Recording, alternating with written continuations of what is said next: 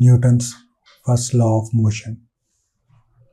Force pull అన్న push అన్న ఉంటాయి, దాన్ని ఫోర్స్ అంటారు.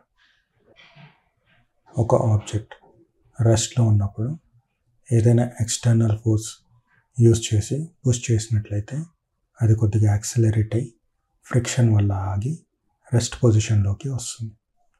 అదే ఆబ్జెక్ట్ని ఒకవేళ ఎక్స్టర్నల్ ఫోర్స్ తోటి పుల్ చేసినట్లయితే రెస్ట్లో ఉన్నటువంటి ఆబ్జెక్ట్ యాక్సిలరేట్ అయ్యి ఫ్రిక్షన్ వల్ల స్లో అవి రెస్ట్ పొజిషన్లోకి వస్తుంది. అయితే నేచర్ ఏం స్టేట్ చేస్తుందంటే ఏ ఆబ్జెక్ట్ అయినా రెస్ట్లో ఉన్న మోషన్లో ఉన్న ఉంటుంది, అన్లెస్ అని అంటే ఒక ఎక్స్టర్నల్ ఫోర్స్ దాని మీద పడితే తప్పితే. ఇద్దరు మనుషులు ఒక తాడుని బలంగా లాగుదామని ట్రై చేస్తూ ఉంటారు.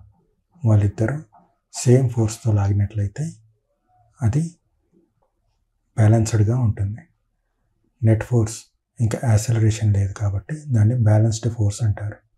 ఒకవేళ ఒకతను బలంగా లాగినట్లయితే అది ఒక వైపుకి వచ్చేస్తుంది, దాన్ని అన్బ్యాలెన్స్డ్ ఫోర్స్ అంటారు.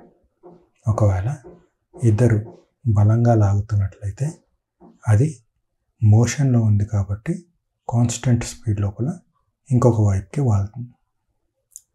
ఆ విధంగా చూసుకున్నట్లయితే Newton's first law of motion వచ్చి an object at rest will remain at rest, an object in motion will remain in motion at the constant speed. దీనే లా ఆఫ్ ఇనర్షియా అని కూడా అంటారు.